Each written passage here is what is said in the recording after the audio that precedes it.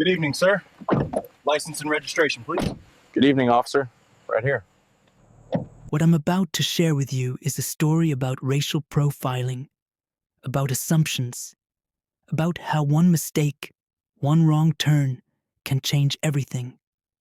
If you're ready to see institutional racism taken down, like this video and drop a comment telling me where you're watching from. And if this is your first time here, hit that subscribe button right now because you won't want to miss tomorrow's story of cops messing with the wrong people and finding out. Let me know in the comments if you enjoyed this story. This is the story of Marcus Thompson and the day that changed his life forever. Let's get into it. It's June 15th, 2023, a Thursday evening. The sun is just starting to set over the suburbs of Riverside Heights, a quiet, affluent neighborhood where most houses have perfectly manicured lawns and two-car garages. Marcus Thompson, a 34-year-old black software engineer, is driving his silver Honda Accord through these streets. He's tired. He's had a long day at work debugging code, sitting in endless meetings, and all he wants to do is get to his destination. But here's the thing. Marcus isn't lost. He's following his GPS to 47 Oakwood Drive. Because his girlfriend Jessica, who happens to be white, just moved into this neighborhood 2 weeks ago, and tonight is the first time he's visiting her new place. Marcus is nervous. Not about meeting Jessica. They've been dating for 8 months. He's nervous about this neighborhood because Marcus knows something that maybe he shouldn't have to know. He knows that a black man driving slowly through an affluent white neighborhood, looking at house numbers, checking his phone. That can look suspicious to some people, so he's careful. He drives exactly the speed limit. He uses his turn signals. He doesn't play his music too loud. He does everything right. His GPS says, "You have arrived at your destination." Marcus looks up. 47 Oakwood Drive. A beautiful 2-story colonial with a red door and white shutters. Jessica's car, a blue Mazda, is parked in the driveway. He pulls up to the curb, puts his car in park, and reaches for his phone to text Jessica that he's arrived. And that's when everything goes wrong. 3 houses down, 62-year-old Margaret Patterson is watching through her window. She's lived in Riverside Heights for 30 years. She knows every neighbor, every car, every routine. And she doesn't recognize Marcus's car. She watches as Marcus parks, watches as he sits there, looking at his phone. And in her mind, she's already decided, this doesn't belong here. So she does what she thinks is the responsible thing. She calls 911. "Yes, hello. I'd like to report a suspicious person in my neighborhood. There's a black male in a silver Honda parked in front of my neighbor's house. He's just sitting there, looking around. No, I don't recognize him. He doesn't live here. Can you send someone?" 5 minutes. That's how long it takes for a police cruiser to arrive. Marcus is still in his car, texting Jessica. "Hey babe, I'm outside. Your new place looks amazing." He's smiling, relaxed, completely unaware that 2 police officers are pulling up behind him. Officer David Chen and Officer Brian Matthews, both in their early 30s, both trained professionals, both about to make a decision that will change Marcus's life. Officer Matthews approaches the driver's side. Officer Chen positions himself at the passenger side, hand near his holster. There's a knock on the window. "Sir, can you roll down your window, please?" Marcus's heart immediately starts racing. He knows this feeling. He's been pulled over before. 3 times in the last 2 years. Twice for broken taillights that weren't actually broken. Once for matching a description of someone who had committed a crime 3 neighborhoods away. But he hasn't done anything wrong. He's just sitting in his car, outside his girlfriend's house. Still, He knows the protocol that his father taught him when he was 16, the protocol that too many black parents have to teach their children. Keep your hands visible, move slowly, be respectful, don't give them any reason. Marcus slowly reaches for the window button. The window comes down. Good evening, officer. Is there a problem? License and registration, please. What are you doing in this neighborhood? And here's where it gets interesting, because that question, what are you doing in this neighborhood, isn't a standard traffic stop question. It's not, do you know why I've pulled you over? It's not, have you been drinking? It's, what are you doing in this neighborhood? As if Marcus needs a reason to be here, as if he needs permission to exist in this space. I'm visiting my girlfriend. She lives right there, 47 Oakwood Drive. Your girlfriend? What's her name? Jessica Walsh. She just moved in 2 weeks ago. Officer Matthews looks at Officer Chen. There's a moment, just a brief moment, where something passes between them. Skepticism, suspicion, or maybe just the automatic assumption that Marcus is lying. Sir, I'm going to need you to step out of the vehicle. And this is the moment where Marcus has to make a choice. He could ask why. He could question whether this is legal.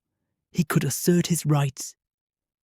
But Marcus also knows that questioning a police officer, especially as a black man, can escalate a situation faster than anything else. So he complies. Marcus steps out of his car, hands visible, moving slowly and deliberately.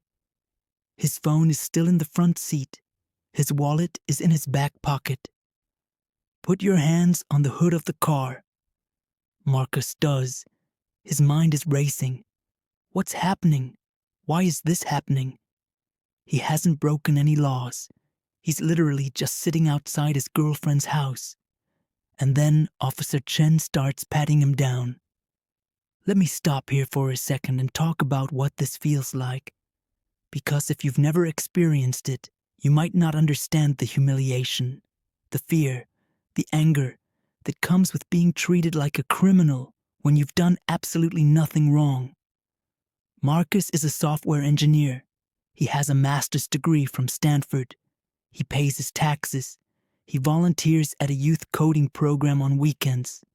He's never been arrested, never been in trouble with the law. And right now, he's being patted down on a public street in front of his girlfriend's house because someone decided he looked suspicious. The pat-down reveals nothing because there's nothing to find.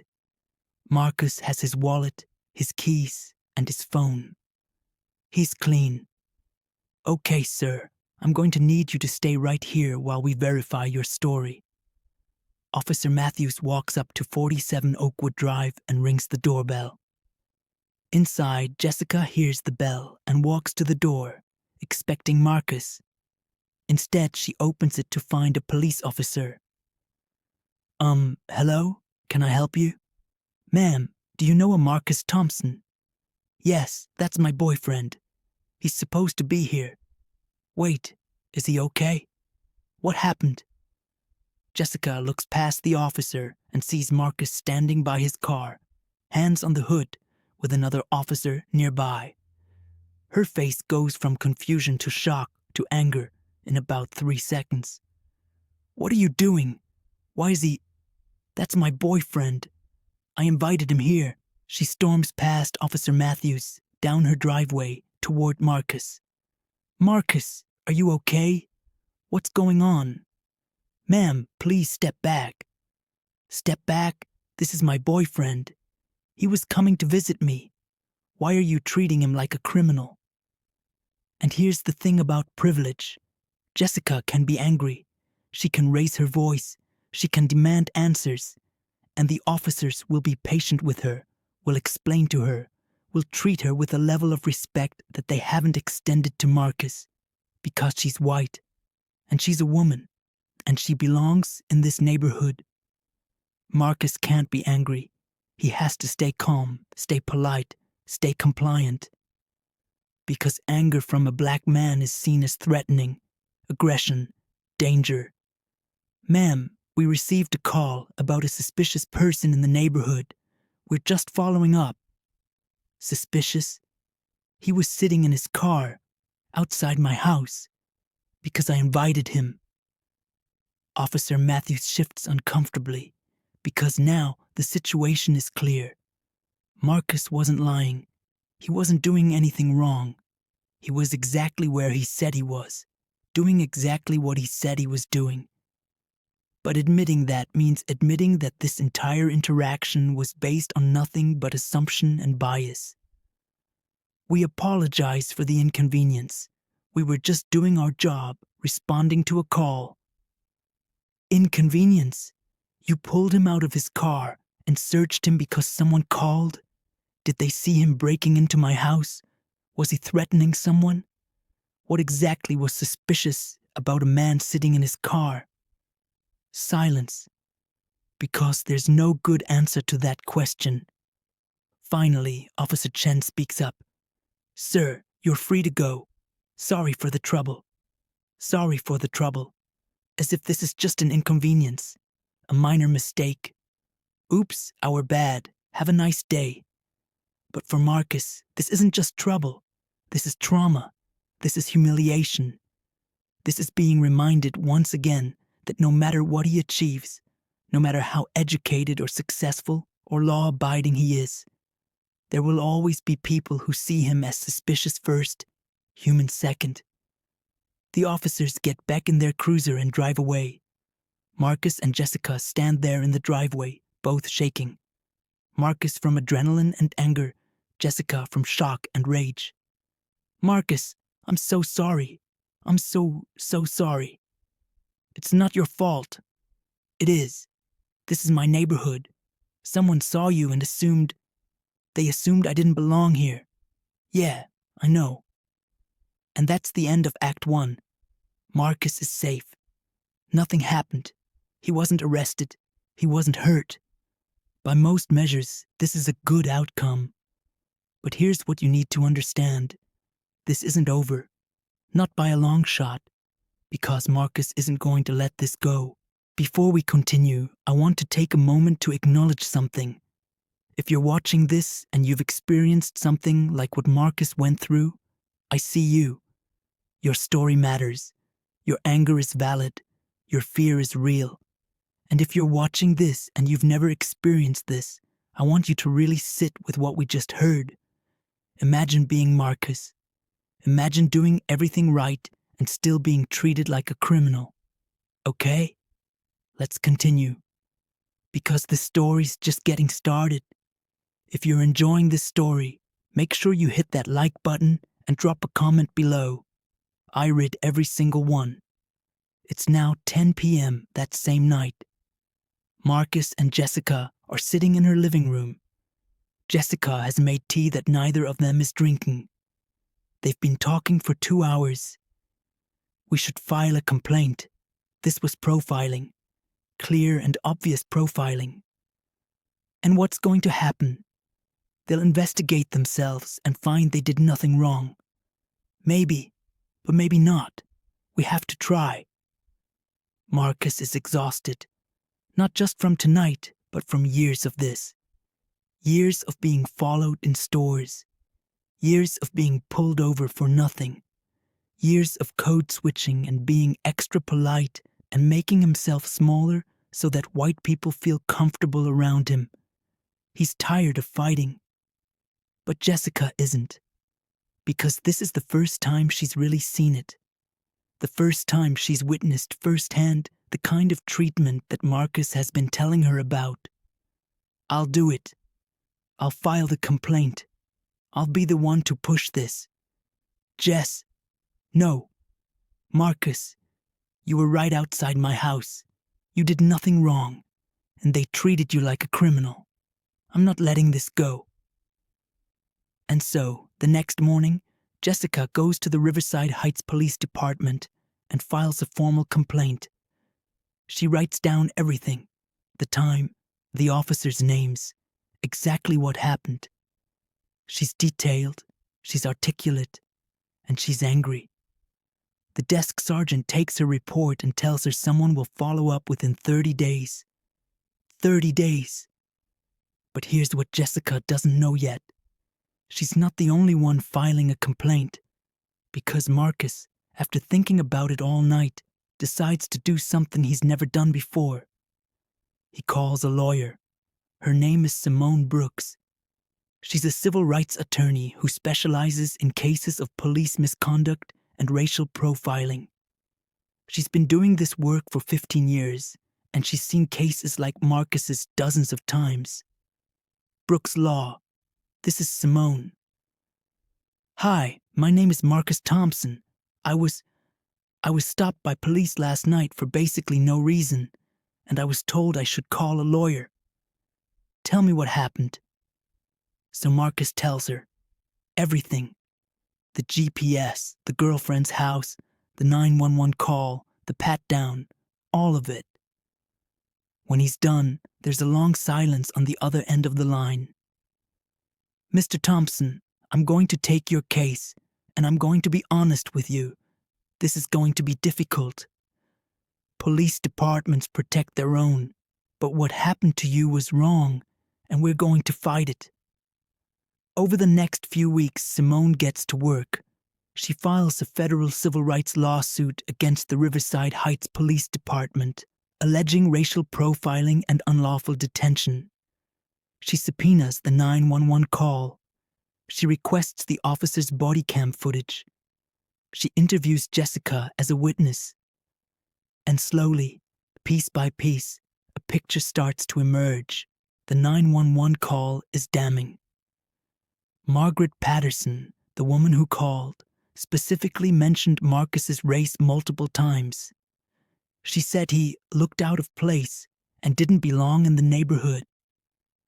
When the dispatcher asked if he was doing anything illegal, she said no, he was just sitting there. The body cam footage shows the entire interaction. It shows how Marcus complied with every instruction, how he was calm and respectful. And it also shows something else, something subtle but significant. The officers never asked Marcus for his girlfriend's phone number so they could call her. They walked up to the house cold, already skeptical of his story, already assuming he was lying. Simone also discovers something else, something that Marcus didn't know.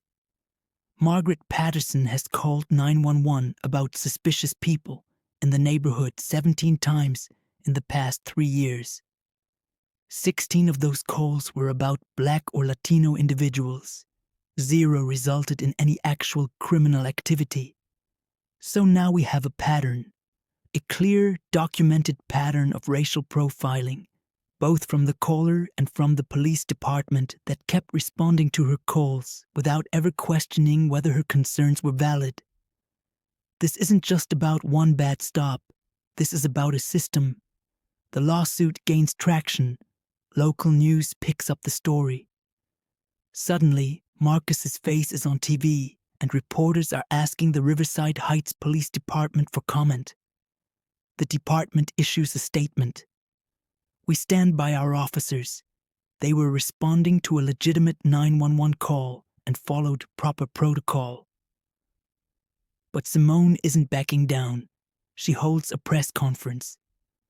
Marcus Thompson was detained, searched, and humiliated because someone decided that a black man sitting in a car didn't belong in their neighborhood. This is racial profiling. This is unconstitutional, and this needs to stop. The story goes viral. Hashtag Justice for Marcus starts trending on social media. People share their own stories of being profiled, of being stopped, of being treated like criminals in their own neighborhoods. The pressure builds, and then something unexpected happens. Officer David Chen, one of the 2 officers who stopped Marcus, comes forward. Another person who was there that night. Another person who saw everything. Margaret Patterson's neighbor, David Kim, a Korean-American architect who lives at 44 Oakwood Drive, contacts Simone's office. He wants to testify. David Kim has lived next door to Margaret Patterson for 5 years, and he's seen this before. Not just the calls to police about suspicious people, but the way she treats anyone in the neighborhood who isn't white, the comments she makes, the assumptions she holds. I've wanted to say something for years, but I didn't know how. I didn't want to cause problems. But when I saw what happened to Marcus, saw him being searched on the street like a criminal, I knew I had to speak up. David tells Simone that he saw Marcus arrive that night. He saw Marcus sit in his car, texting.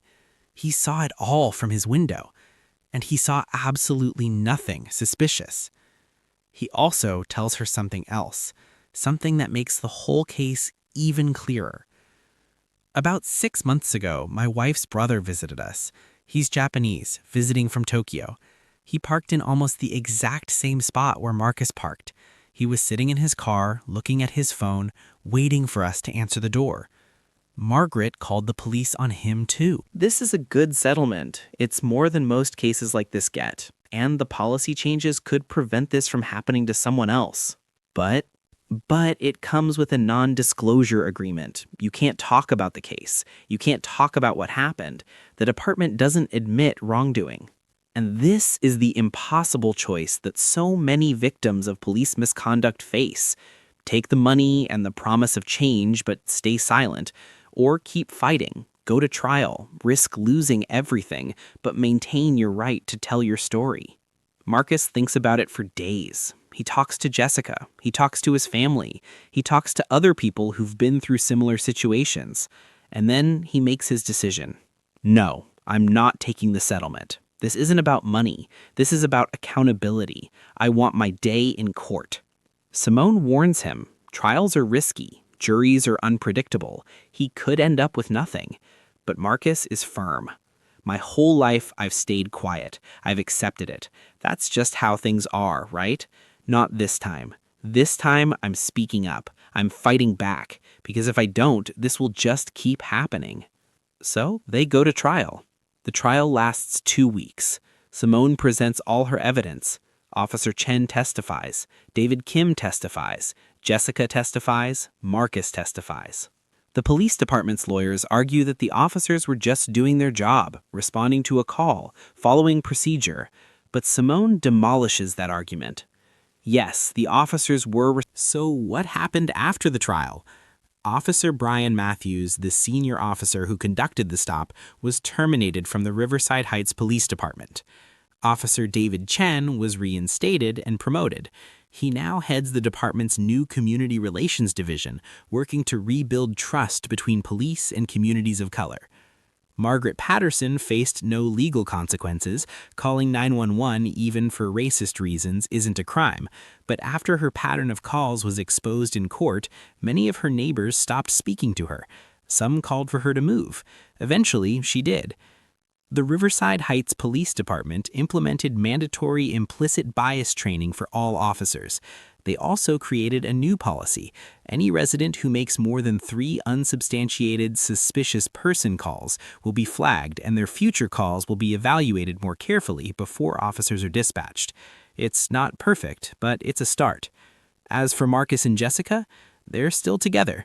In fact, they got engaged 6 months after the trial. They're planning to move to a different neighborhood, one where Marcus doesn't have to wonder if someone's going to call the police on him for existing. But Marcus has also become an activist. He speaks at schools, community centers, and police training sessions about his experience. He tells his story so that others know they're not alone. In one of his speeches, Marcus says, "What happened to me isn't unique. It happens every single day to Black people, to Latino people, to anyone who doesn't fit someone's narrow definition of belonging. But here's what I learned. Staying silent doesn't keep you safe. It doesn't make the problem go away. The only way things change is if we speak up, if we fight back, if we demand better. I fought back, and I won. Not just for me, but for everyone who comes after me." And that's the story of Marcus Thompson.